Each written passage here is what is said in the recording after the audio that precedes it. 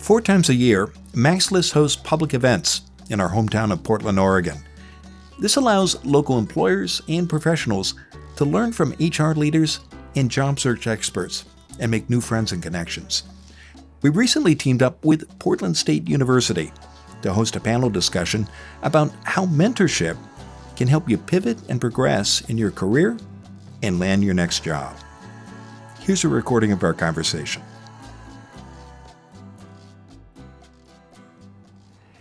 Thank you, everybody, for joining us tonight. And we're grateful to Portland State University for being our presenting sponsor. I also want to thank our gold sponsor, Gina Riley Consulting, our silver sponsor, Edward Jones, and our community partners, the Center for Women's Leadership, the Nonprofit Association of Oregon, PDX Women in Technology, Uplift Leadership, and the Young Nonprofit Professionals of Portland. And special thanks to my co-workers at MaxList, Joni Wang, Lisa Kislenberry-Anderson, and Susan Thornton Huff. Okay, let's get going. Again, I'm Mac Pritchard. I'm the founder and CEO of MaxList. We're a regional job board that serves employers and job seekers in Oregon and Washington State. Our mission is to help you find work that matters and make hiring more human. We do this through our job board and a free newsletter that goes out every Tuesday with that week's new jobs.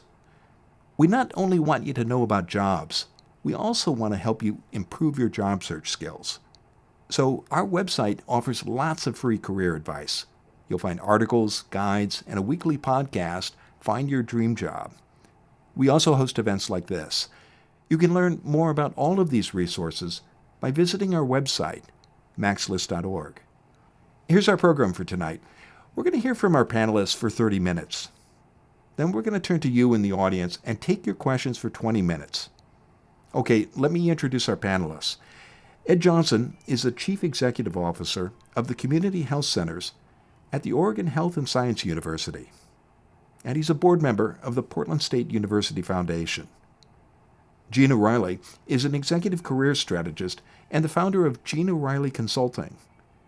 She's also the author of the new book, Qualified Isn't Enough. Develop your story, land the interview, win the job. Tia B. Coachman is the founder and chief executive officer of Affirma Consultancy. Previously, she was the director of people operations at Laundry Service, an advertising company, and a human resources manager at Wieden & Kennedy. Okay, let's start talking about mentoring and how mentors can help you get a job or change careers. And we'll begin with you, Gina. You've described the current job market as crowded. Why? The reason why I say that it is crowded is because there are more applicants. There are complicated applicant tracking systems, hundreds of them, that we can't account for how every single one is programmed and works. And we have people applying and using AI-generated resumes that clog up these ATS systems and make it really challenging for recruiters to cull through them to get to the top ones to make those phone calls. And so part of the message I hope that you'll walk away with today is there are other ways, there's better ways, there's ways to create that serendipity. And part of that is being here tonight. So I'm excited to talk with you. And it's nebulous. We think about the work environment and wanting to, you have the skill set and you want to show up at the interview, or you want your resume to speak your truth and show value.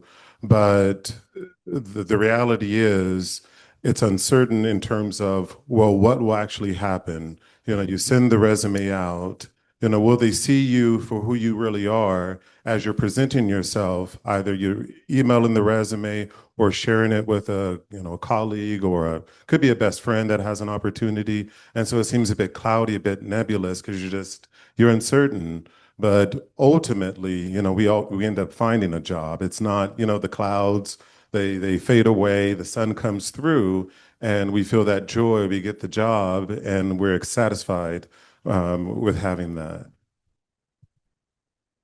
Well, Let's talk about a theme that came up in our conversation as we prepared for this panel discussion, and that's don't wait to be picked. And let's talk about how mentoring and mentors can help you get a job or change careers. And I want to start with you, Gina. One of the mistakes you told me that you see people make is waiting to be picked, and or as you put it, waiting to be plucked from obscurity. Why doesn't good work alone help you get noticed by mentors or employers when you're applying for a job? Yes, that's one of my catchphrases. Don't wait to be plucked from obscurity because nobody's coming to rescue you. Nobody cares about your career more than you do. You have loved ones, you have friends, you have people that do care about you, but you've got to take control of your narrative, and you can help yourself by building relationships with people that can help you. And it's not about, I'm looking for a job, I'm looking for a job. We all know that we're looking for a job, but it's about coming together with people that have advice, support, and information that can help inform how we're going about our job search strategy so we can modify our approach and navigate really choppy waters. It's a support system. But say more too, Gina. I agree with everything you said, but how that applies to mentors. So we're looking for mentors, whether we're doing a job search or in our career. Why can't you wait to be noticed by mentors? Why? Oh, thank you for clarifying. Mentors are someone that you should be building an intentional relationship with. Sometimes we happen upon people that become a mentor, but the shift tonight that I want you to walk away with is think about who a couple of those people could be. And think of each of those people as being somebody who has a different skill set or background. So I come from a world of HR, as does Tia. And I know a lot less about the finance function. I'm not a technical person. I'm not an operations leader. And so if I was navigating a job search today, maybe I would want to find people who can inform the way that I'm going about my job search by enlisting mentors and asking them expressly to be a mentor and letting them know exactly what I need out of the relationship. Because if you are a mentee, you own the relationship. The mentor does not. Okay, so don't be shy. Know what you want and ask for it. Tia, do you have advice about how to make yourself visible to mentors who you want to get in front of, or you might hope will notice you, but what can you do instead of waiting to be plucked from obscurity? You got to say the thing. You have to say the thing. I shared with someone, Jessica, earlier today that when I walked in this room, I had deja vu because I remembered the moment that I decided to leave my job and start my business in 2019. I did it on a panel in this room.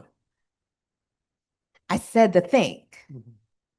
And there were people in that room who over the last 7, 8 years became my clients, who supported me on my journey. But it's because I said the thing. What's the thing you have to say? No one can say that for you. No one can design that for you. You have to design it, but then you got to say it. And you have to find the people who are going to help you get there, not the people who are going to tell you about what you got going on right now. I know this might be a question that you ask later, but there are differences between people who are your mentors versus people who are your therapists and people who are your coach, right? And you might need all three in your life, for sure, right? But your therapist is focused on how you got to where you are from your past, right? They're going from the past to present. A coach is going to be focused on getting you from where you are right now to where you want to go in the future.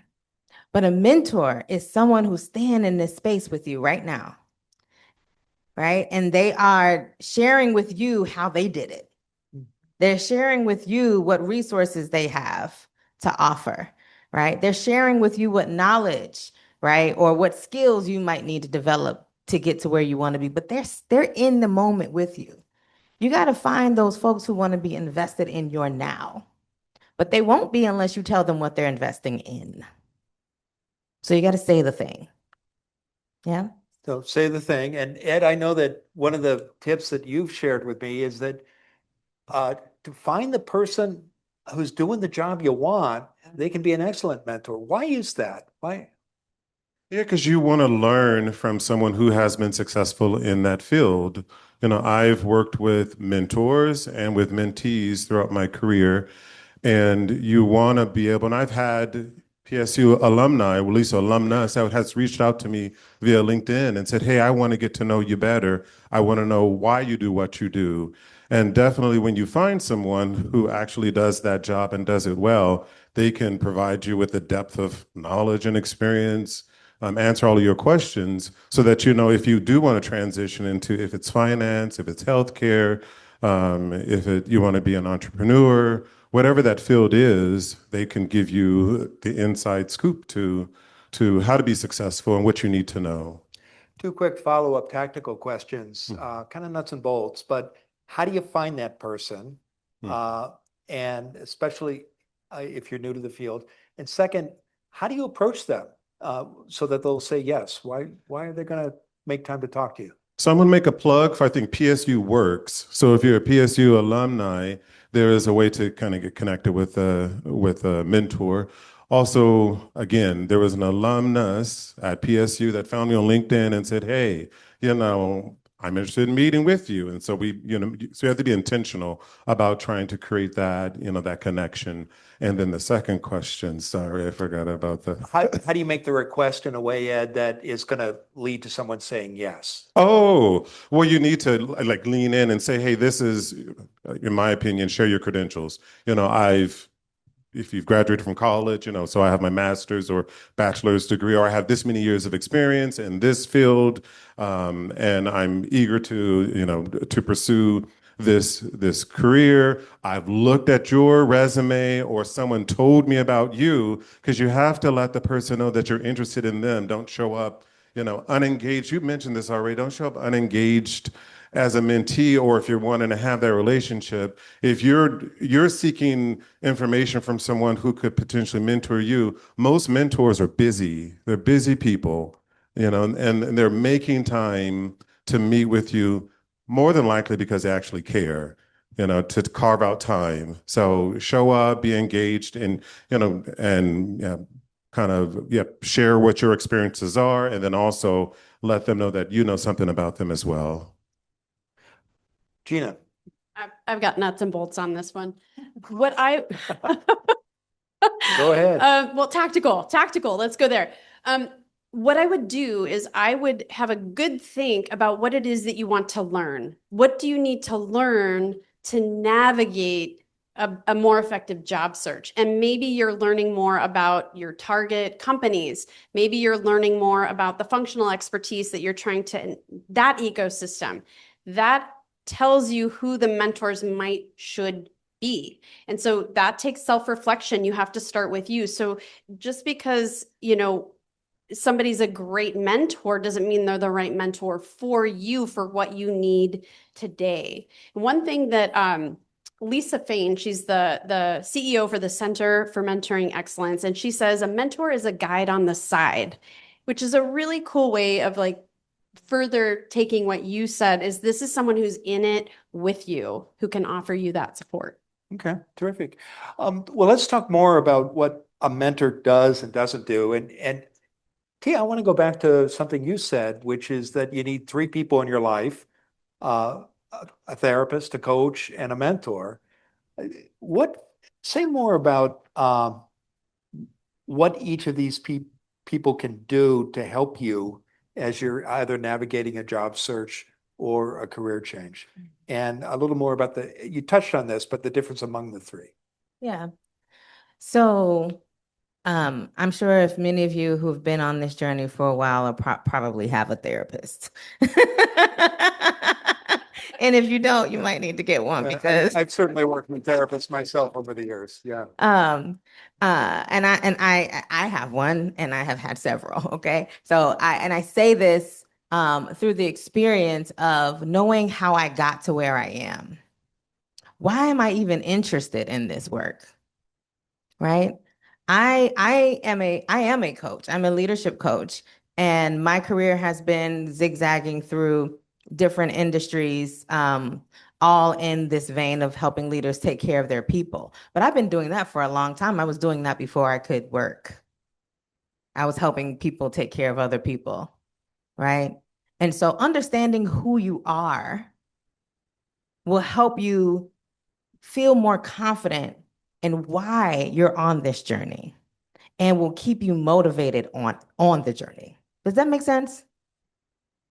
So you need a therapist to help you figure that out. And I'm not saying you need like go get a licensed therapist. I mean, you need to have someone that can help you figure out the connection between the past and the present. Okay. The next person, um, I'll say is your coach, right? So that's present to future, right? If you think about a sports coach, you got the start of the season. What you want to do at the end of the season? Win. There's a goal at the end, right? When you think about a business coach, that coach helps you start a business from the beginning and grow it or transition from one thing to the other, right? So it's helping you get from present to the future. That's what coaches do, right? And the beauty of coaching for me as a coach is that I'm not telling you about my own experience. I have no interest in how you got to where you are. I am solely interested in what you want for your future. And I'm going to help you get there. You're going to do the work, but I'm going to help you get there. Right? That's the work of a coach. And for whatever space you're in, having a coach is I think essential. Even every coach needs a coach, quite frankly. But in this present place, right, where you're going around in circles and you send out 250 applications and you got 5 responses and, half the jobs seem like they don't even really exist, right? Let's only half? Exactly. My wife was unemployed for 2.5 years. I was on that journey with her.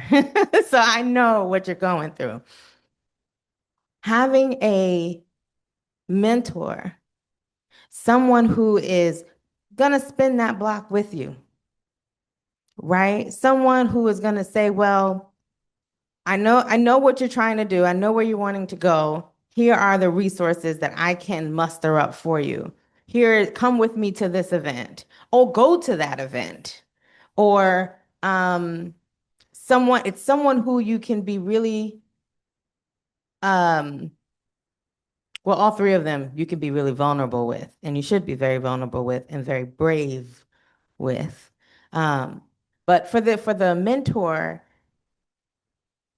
they are depending on you to say what it is that you want so that they can they can give you the things you need right now. And that is a very different place than a coach and a therapist. There's a spectrum. Are y'all seeing it? Yeah.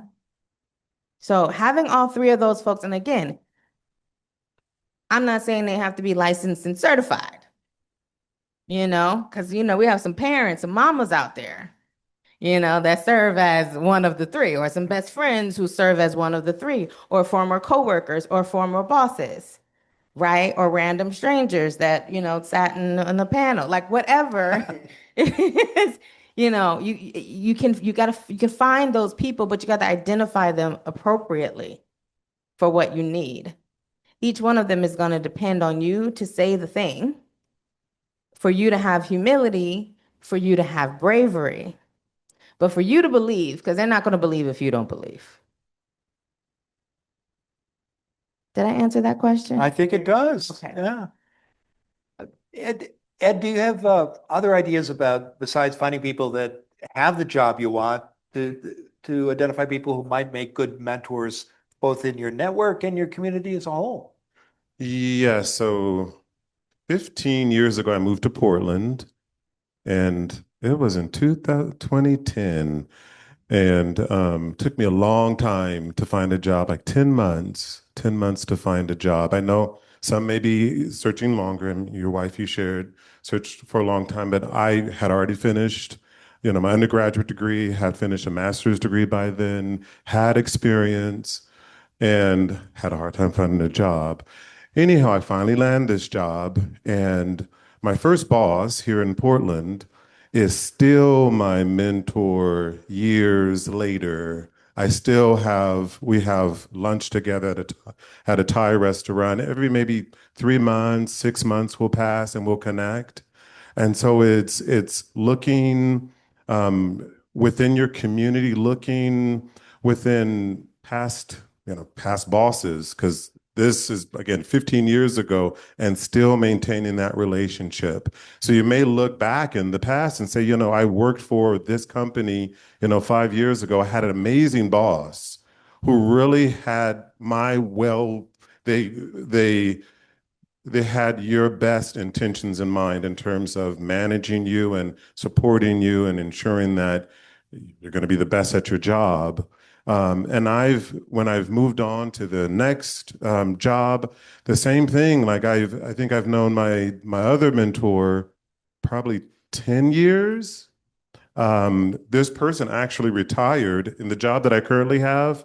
They worked for a different organization. I'm with OHSU, but they had a similar job at a different organization, and maintaining that relationship, seeking advice. So it's, yes, definitely looking at former bosses, looking at where you worked before, and then there may be the opportunities, depending on if you're part of any professional clubs, if you are volunteering on any boards, nonprofits, if you go to church, you can mingle there. Even at the gym, you'll be surprised who you find if you're lifting weights or you're just part of a class.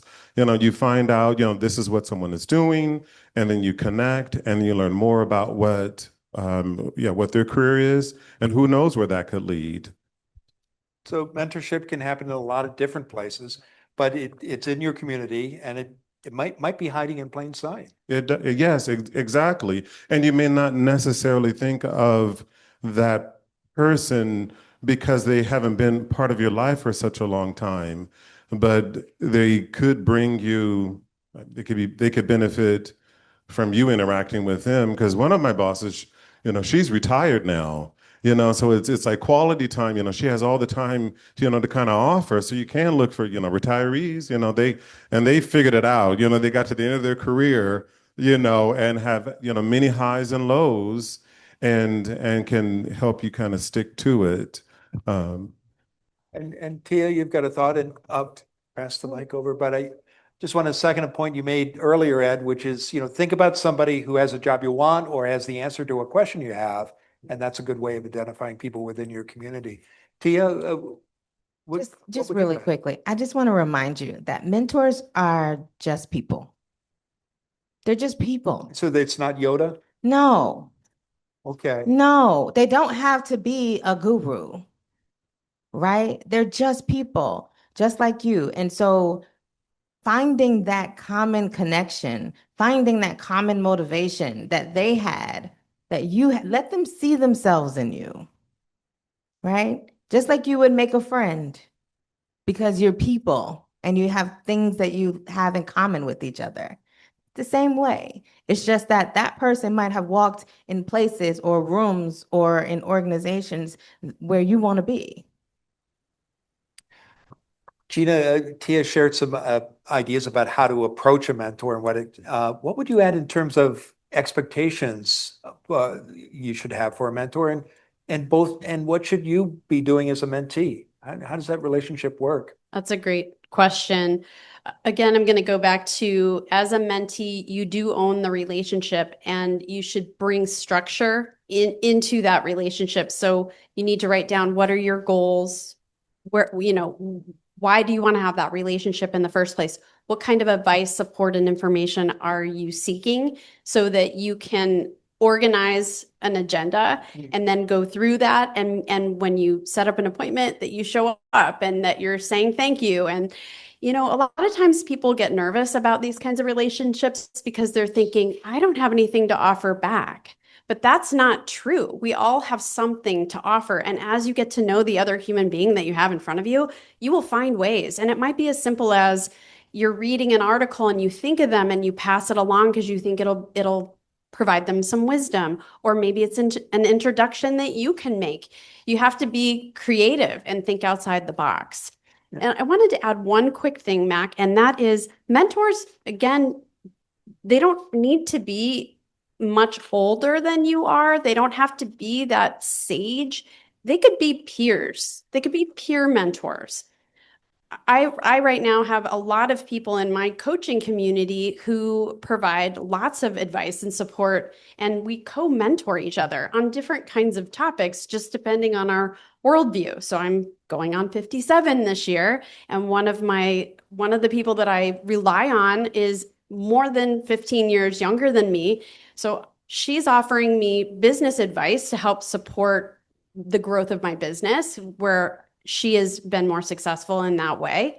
And I'm offering her parenting advice because she also has 2 sons, and I won't be giving you any of my parenting advice because my oldest is in the back somewhere.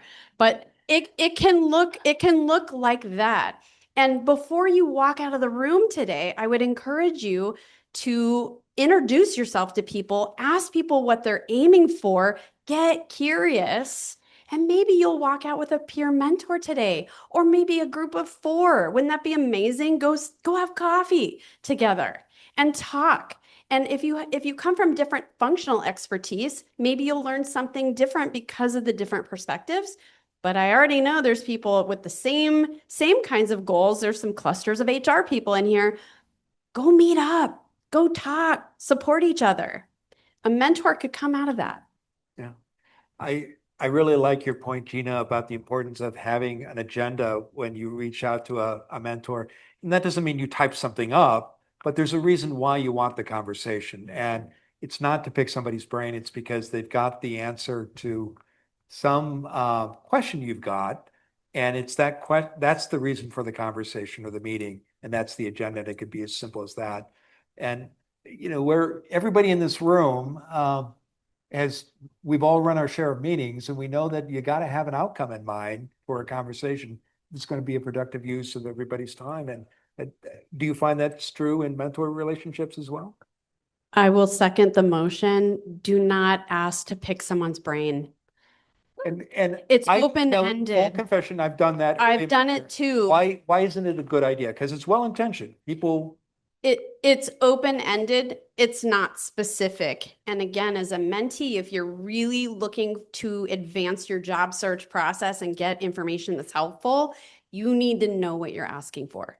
Yeah. And if you don't know, that's okay. Figure it out before you ask for the conversation. All right. Well, good. We're coming up at we're running a little late, so I want to get to the audience and the questions, but I've got one last question for the 3 of you, and I want you to just quickly answer. What's the biggest mentoring myth out there that people need to stop believing? And I think you touched on it. It's not it's not Yoda, your mentor. It can come in many forms. But quickly, what comes to mind, Tia? A mentoring myth you wish people would stop believing, and why? Just creating this image of what a mentor is and where you find one, right? That's a box that you're creating that's a rule that you're creating in your mind. Mentors are everywhere. And a lot of people want to be mentors and don't know it. They want to share what they have and where they've been and what what they can do for others, but no one's asking them. Gina? I'm going to borrow a quote from Lisa Fain, who I referred to earlier. A mentor is not a sage on the stage. It's a guide on the side. So that's the first thing. The second thing that I would say is be brave. Like Tia said, be brave. Come up with the things that you want to ask for and reflect, spend that time, and then ask. And one of the people that I've interviewed in the past and asked him how he networked really well to make a really tough career transition. And he said this: he would go to very select people take them to coffee and say, I just want you to help me get smarter about how I am making my career transition, and I'm tapping into your wisdom to do it because you have advice and information that I do not have. And it was as simple as that. Ed? Now, this may not apply to all mentors, but this is how I see it. So when you found your mentor and, they have the skill set or education that you're looking for me, I care about the relationship. I'm spending time with someone. Not all mentors may want that, they may be just like one and done. Here's information I've shared with you. But I think the most successful ones, when you think about, this kind of demystifying, mentorship, is that most of them probably do care. I do care about the mentees that I work with, but that I've befriended over the years. And for the mentors who have been my mentors, they've cared about me, actually cared about me. So lean in, let them know who you are. You never know where it'll take you. Terrific. Let's turn to you, the audience, and get your questions. We've got a mic that's going to circulate. Hold on to that mic, Ed. That one we don't want. I'm looking for a mentor who can help me with audiovisual technology. We can talk afterwards, but my colleague Lisa Kislenberry Anderson is in the back. She's got the microphone. Raise your hand when you ask your question. We ask that you stand up and share your name. So here, got a question in the front? Yeah. Lisa? Hello, my name's Mary Lynn, and you're talking about transition career-wise. Do you think that mentors are better for that? But what if you have, 20 plus years experience, you love what you do, you want to stay in the same market? Are mentors still, and how would you go about finding them? Well, the first thing you got to do is stand up and say, I'm ready. I'm ready to go. I'm ready to change. I want it to look like this.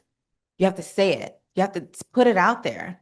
And then find the people around you who have done something similar. They may not have done exactly what you're trying to do, right? But they have left the job and started a business, or they have, gone from the operations side to the HR side. They've made some of those transitions. Talk to them about what that felt like. Talk to them about what they did. Ask them questions about, how did you know when you were ready? How did you know when it was time? How did you know, what the next steps were, right? So you have to first really stand in it and say, this is what I'm doing. And then you have to start asking really good questions to people who have done something similar. You're one of one. Everyone in this room is one of one. So no one has done or will do what you have done or will do. But there are many people who have done something similar to it. And so start to find those people. How did you do that when you went from CFO to, I don't know, COO, which is, I don't know about that, but. I've got a quick one. The further we get along in our careers, we need more information, not less. And so stand up, say what you want. And the way that I would go about it is I would identify the kinds of people that might be doing the work that you would aspire to, morph into in the future, and ask them to help you get smarter about how you could do that as well. Okay. Well, everyone's here tonight. You're looking for something in particular. Either something that we're going to say to you, or you'll see somebody here, but you all came here to receive a message of some sort. And I'm glad you're here. We're glad that you're here. So, to your question, you have to just show up. The half of, getting the job or just keeping the job is just being there. And then the next is actually, can you do it? So just again, just being here, working your networks, getting out, because there's a community that we're all part of, and we all have different communities that we belong to, and maximizing those opportunities, those interaction points. Okay. Thank you. Next question. And hi, everyone. My name is Brasia Petty. My question is, in this digital age that we're in, we all know that LinkedIn is heavily leveraged in the job search. What would you say are some do's and don'ts for code outreach? Who would like to tackle that? I'll take I that think you all one. have opinions, but you want to go first, Gina? Let's go back to as you reach out, it's not, I would like to pick your brain. You need to come up with the specific ask. And if you don't have a premium account, it's really challenging to ask that perfect thing in the amount of character count that you have to send a cold outreach. So you may be better off trying to find someone's actual email address and try to get into those inboxes. So I would bypass LinkedIn and try that route first so you could fully flesh out an ask. When you reach out cold and you write out that message before you maybe cut and paste it into LinkedIn, read it back to yourself and imagine you're receiving it as well, and even run it by a friend and say, hey, how does this sound? I'm doing it all the time for one of my kids who's job hunting right now. He'll send me the snippets and I'm going in and adjusting it. So just to make sure that it's coming across warm, friendly, it's not imposing, it's not asking for too much. The one thing that people get wrong oftentimes is thinking that a lot of recruiters are gonna, spend a lot of time getting to know you.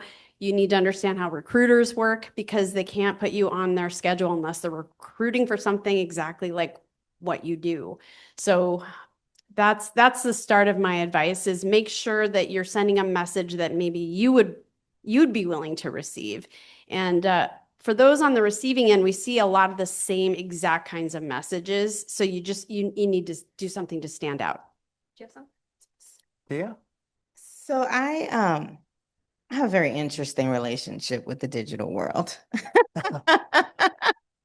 Like, I'm on socials, but I'm not really on socials. But I do get the cold calls. And the ones that I respond to are the ones that aren't selling me anything, Right. right? Like, don't sell yourself, just be yourself. Be yourself. Don't send a note to me that you wouldn't be proud to get or honored to get or feel, and not incentivized, but compelled to respond to. I respond to the people who said, hey, I saw you at that conference and it was really dope. And I just wanted to say, hey. And then I respond, Mhm. you know?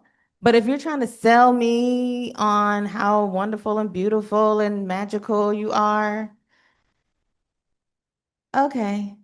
Like, that doesn't do it for me. Yeah. I think in this digital landscape, we are kind of forced to sell, right? Forced to like market ourselves. But I don't know, you're one of one, just be yourself. And I think you'll get further that way. Ed, what would you like to add? No, if I have, what do I have to add to that?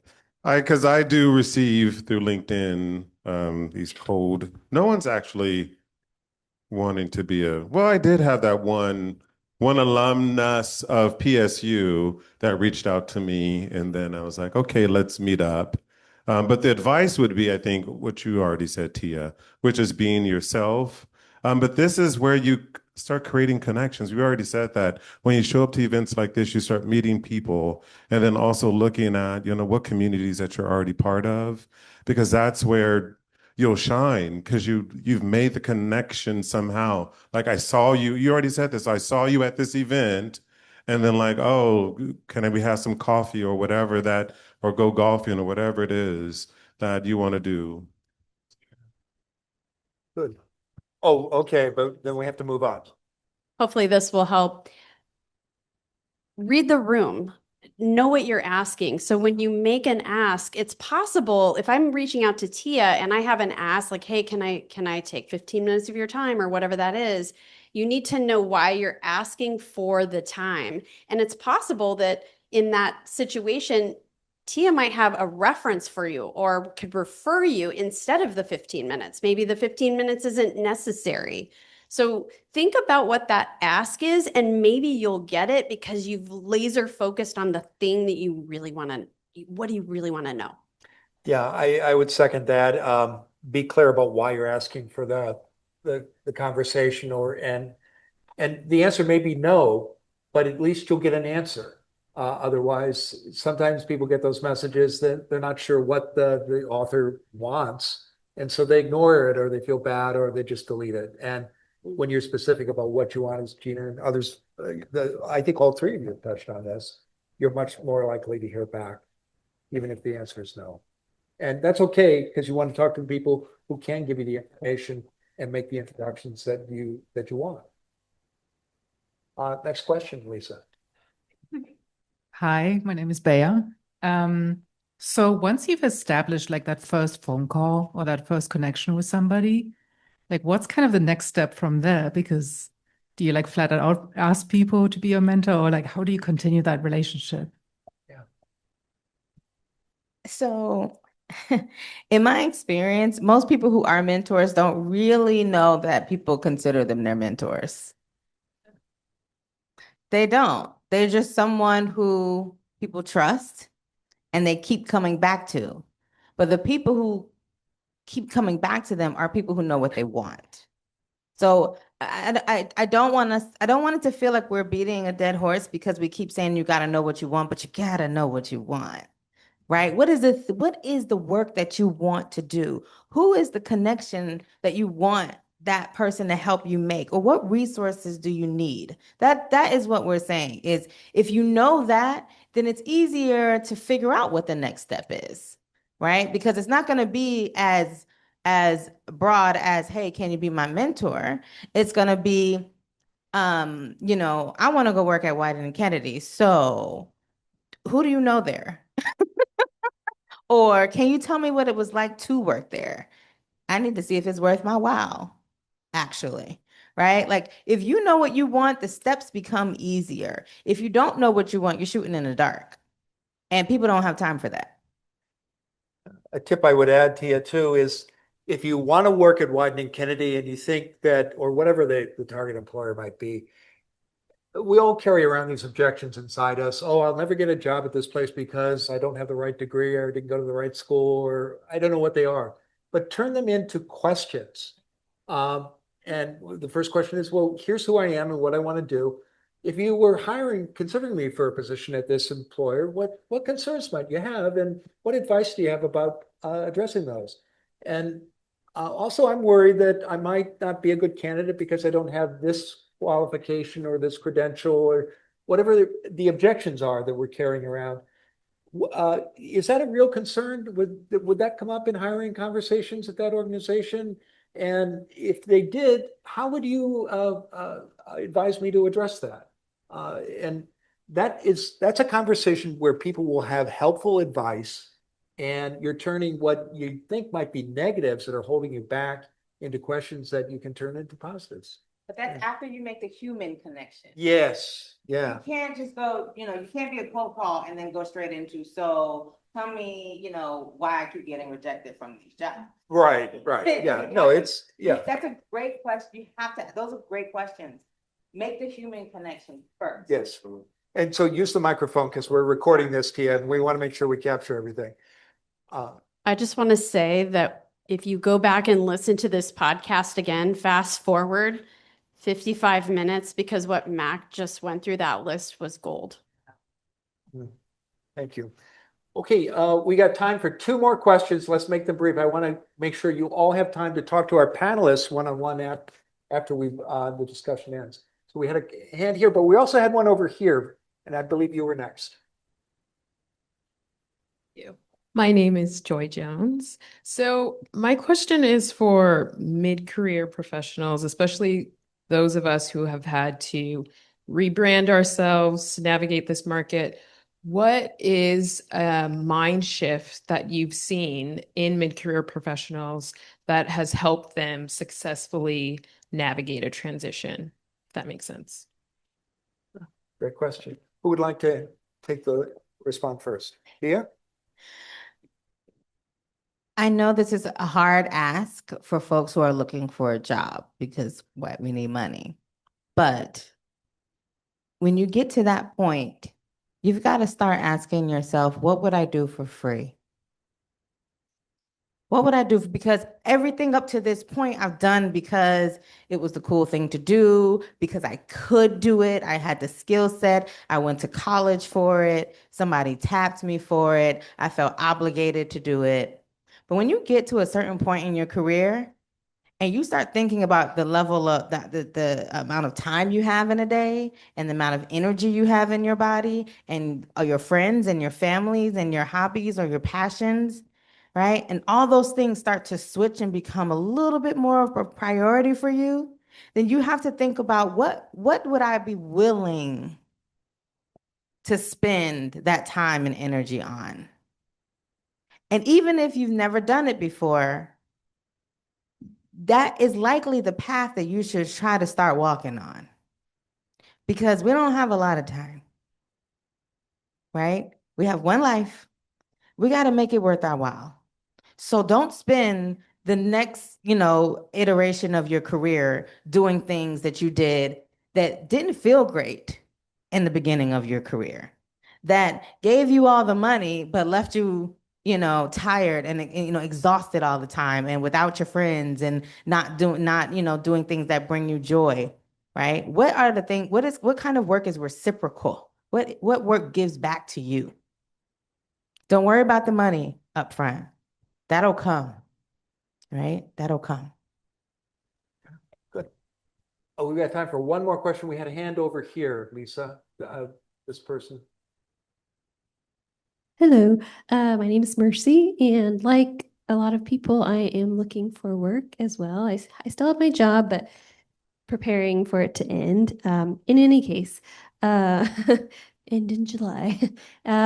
So as part of that, I'm, attending various things, mentorship I hear, very great. But as far as like in between times, like applying for jobs and with the resumes and the cover letters, I feel like a lot of times it's it's I don't know how to shine. Like I don't know, there's tons of qualified folks out there, and like how do you kind of, I don't know, what tips do you have to look for in making yourself set apart from, not to say that, I mean, of course I want everyone to have find work and employment and all those things. Yeah. Good question. How do you stand apart from your competitors? Okay. Okay, shameless plug. I wrote a book. I published it last September, and it's called Qualified Isn't Enough. And the reason why I titled the book that is because there is a sea of job seekers, and it's hard to stand out. And I know that. It's very painful. And so what I wanted to do was give a gift to the world. Not everyone can afford to hire a coach. And so in this book, what I show people how to do brick by brick. It's not tips. It's not like, oh, just do this and all will be well. The first 5 chapters literally help you create your unique value proposition. All of the first 5 chapters. And what you need to be able to do when you build that up over the 5 chapters is you have to be able to answer, tell me about yourself. You're going to be asked that a bazillion times. Coffee dates, networking, frontline recruiter, hiring manager, potential peer, they're all going to say, tell me a little bit about yourself. And unless you can nail that in a 3 to 5 minute highlights reel, not an elevator pitch, a highlights reel that help them understand where you fit in the ecosystem of what you're targeting, that's where you can really shine. But you have to own that story, and no one's going to figure it out for you. And so you can build that for yourself brick by brick. I also wrote an article for Forbes. It's called Your Elevator Pitch is Costing You Opportunities. Here's why. An elevator pitch is oftentimes 60 to 90 seconds. It's something you would say at a cocktail party. You're holding your glass of wine and you're just, what do you do? That feels like you're selling yourself. And I don't want you to feel like you're a salesperson. You have a unique value proposition. So own what yours is in this ecosystem, because we all have one, and that is how you stand out. And unless and until you do it, it's really tough to create a resume that stands out. It's really tough to create a LinkedIn profile that stands out. It's really tough to build interview stories that are specific to you. And I help you do that chapter by chapter. Tia, Ed, final words? So, when you think about the job that you want, here's the job posting, and then here's your experience. First, does it match? Can you check the box of everything that's on that job posting? Because that's what they're going to be screening for. Can you just check all those boxes? And then, so now you're in front of, at the interview panel, or it could be a one-on-one interview. And then that's when you're, of course, demonstrating your value. That's when you're shining, because they're going to want to hear, if you apply for this job, then and you get in front of the hiring manager, everything should start aligning, because you are the candidate that they want, because you'll speak to the questions that they ask. Tell me about your experience. And you'll say everything that they want to hear, because you actually qualify for the job. So definitely, when you have when you're interested in a job, you apply for the job, make sure that you can check all those boxes. And then when you're there, shine, smile. People are looking for people to smile at interviews, and be authentic about it, and smile, and bring the right type of energy to the interview as well. Be your real self. Don't try to sell something. I think that's appropriate, but be the genuine person, be your authentic self, because that's what hiring managers want to see. Because this is who you're going to be day in and day out when you show up to work. And if you're trying to show up and you're this rambunctious person on the screen, and then you show up and you don't bring that same energy, that I'm like, who did I hire? So just be yourself throughout the process. Smile, and show as much confidence as you have, because we'll all get through it. We get through it. So hang in there too. For those who are out here, we've all been through this. Don't give up. Use your community. It'll be okay. Yeah. Tia, last words?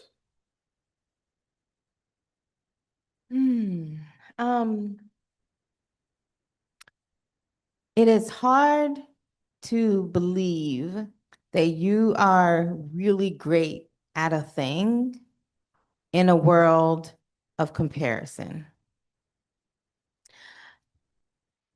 So if you're one of those people who are constantly consuming what other people are putting on their socials, what other people are putting in their blogs, what other people are, putting out into the world about themselves, I want to encourage you to give that a pause. Because every minute that you give attention to that, you are giving less attention to you and to who you are and to what you can do and what is for you. And you can't walk around you won't believe that you are the baddest thing walking if you believe that everybody else is better than you. Does that make sense? So we have to get away from comparison. Just give yourself a break from comparison and really start to think about your thing.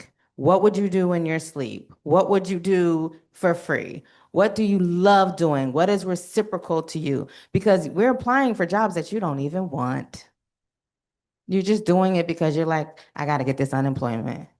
You're just doing it because you need this money. You're just doing it because you feel like you have to. But that's not the work. And that's why you're not getting it. So focus on you just a little bit more so that you can feel more confident in that cold call, that cold email, that cold, hey, let's go to coffee, whatever. Does that make sense? Okay. Terrific. Well, thanks everybody for your excellent questions. Thank you for listening to Find Your Dream Job. You can support our show and help others find it by leaving a review and rating on Apple, Spotify, or wherever you get your podcasts. Have a question or suggestion? Email me at mac@maxlist.org or connect with me on LinkedIn. To make sure you never miss an episode, sign up for our free weekly newsletter at maxlist.org/podcasts. This show is produced by MaxList. Susan Thornton Huff schedules our guests and writes our newsletter. Lisa Kislen-Berry Anderson manages our social media and creates our transcripts. Our sound engineer and editor is Megan Hattie Stahl. Our music is by Freddie Trujillo. This is Mac Pritchard. See you next week.